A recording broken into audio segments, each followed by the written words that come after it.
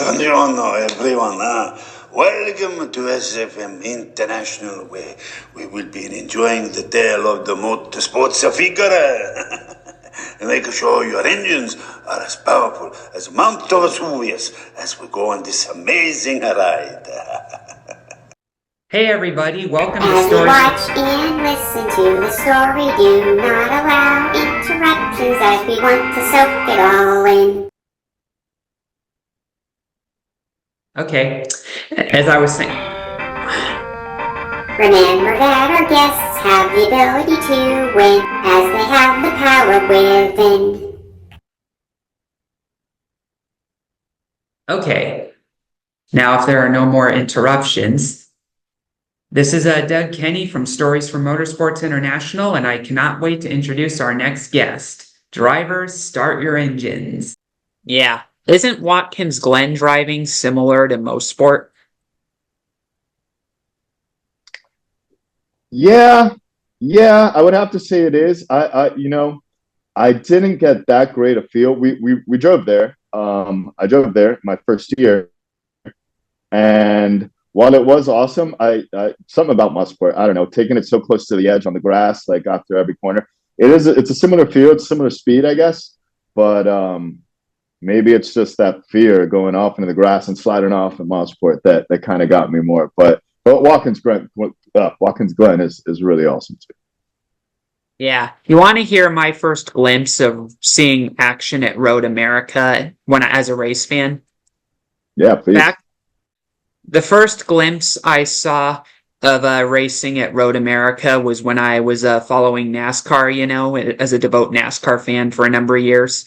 It was the 2011 Road America race that turned into a chaotic finish because they used up all their 3 green-white checkered finishes, and Michael McDowell was on his way to the win, ran out of gas, and then Justin Allgaier led for a few laps, and white flag waved, caution came out, race was over, and then Allgaier ran out of gas, and then Ron Fellows took the lead and seemed on his way to the win and finished first, but it turns out that Reed Sorensen was ahead of him before the yellow came out, and so they had to drop Ron Fellows to second, and it was just all the changes on the final lap. It was just a mess, you know what I mean? Yeah, well, I mean, I agree with you. I mean, NASCAR on road courses is just awesome to watch. I mean, I really think that they should just make an all road racing NASCAR league. And Ron Fellows is my all-time favorite Trans-Am driver, so that would have been awesome. Was that the first year that they ran there? I ran there that year, and we were on the same weekend. I think actually Tony Ave and a couple of the other TA guys ran that race, if that was the first year. I believe it might have been. Yeah, I believe it might have been. And Tony Ave was actually going to finish in the top 5 in that race on the final lap. But around the time the caution came out, I think he got tagged by another car and dropped out of the top 10, if I remember right. And I interviewed Tony a few years ago and asked him about it. And he said that he was so mad about it that he went after the guy before officials were able to talk sense into him. Well, I've been on the receiving end of Tony Ave going after a guy, so I know what that's about. Yeah.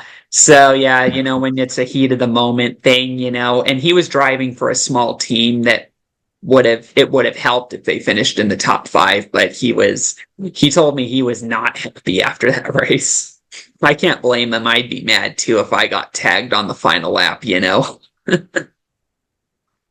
No, I remember when he got hit. I think it was turn 5, and it was a few cars involved, if I remember correctly. Yeah, it was a mess. That race was a mess, man. It was awesome to watch, though. That's for sure.